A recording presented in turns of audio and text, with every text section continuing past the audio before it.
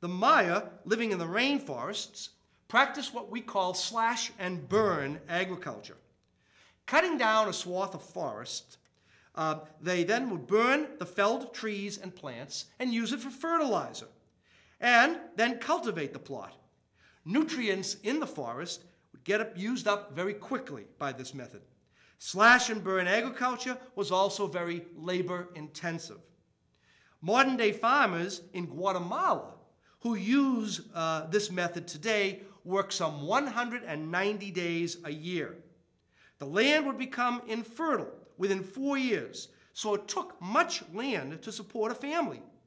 In fact, estimates are that it required about 70 acres of land for every 5 people. What did they grow? Corn and beans seemed to be the primary crops.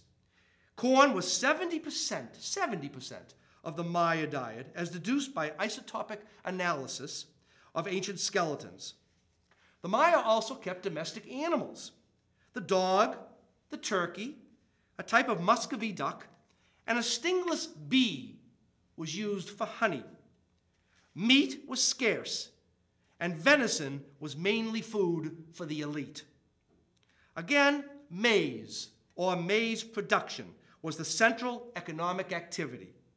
And their religion, and the cycles that grew out of the religion, came from this type of agriculture on the milpas. The universe, the Maya believed, functioned in a logical, cyclical, and predictable way. Humans can exploit that cyclical nature by accommodating themselves to these cycles. I will discuss the calendar that the Maya used shortly. However, the calendars are quite complex, but shockingly, they were accurate. The 2 Maya cycles of the congruence of the 260-day and 365-day calendars is almost equal to the actual solar year, with only a 19-minute margin of error. Mayan astronomer priests looked to the heavens for guidance. They calculated the motions of both the sun, the stars, the planets, and recorded all of this information.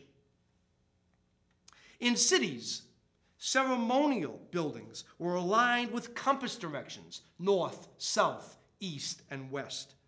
During the spring and fall equinoxes, the sun would shine through small openings of some of the buildings, illuminating the walls. People still gather at the Great Pyramid at Chichen Itza and observe the solar illumination of the stairs, symbolizing the god Quetzalcoatl, the feathered serpent. Maya rulers adorned themselves with heaven's symbols.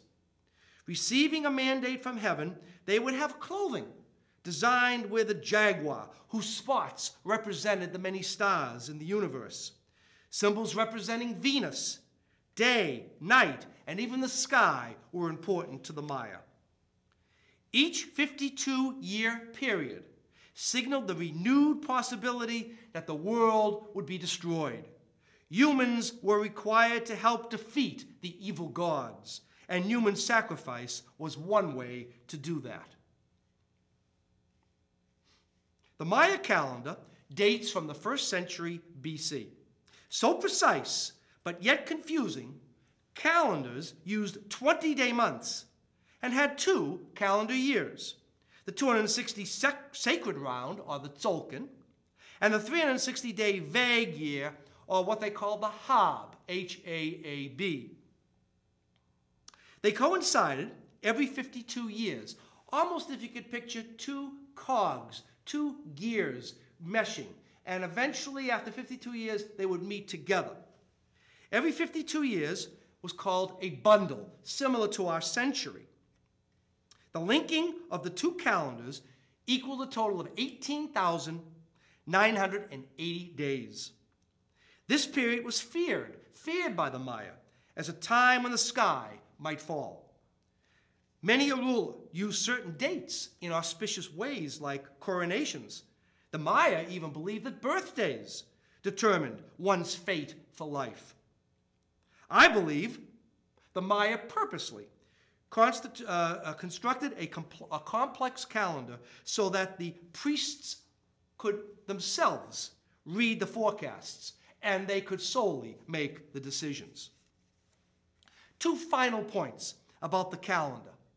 Today, the ancient cycle still survives, with calendar priests in parts of Central America who maintain the 260-day count for divine and shamanistic activities. The next cycle, by the way, when the world is supposed to end, is December 2012.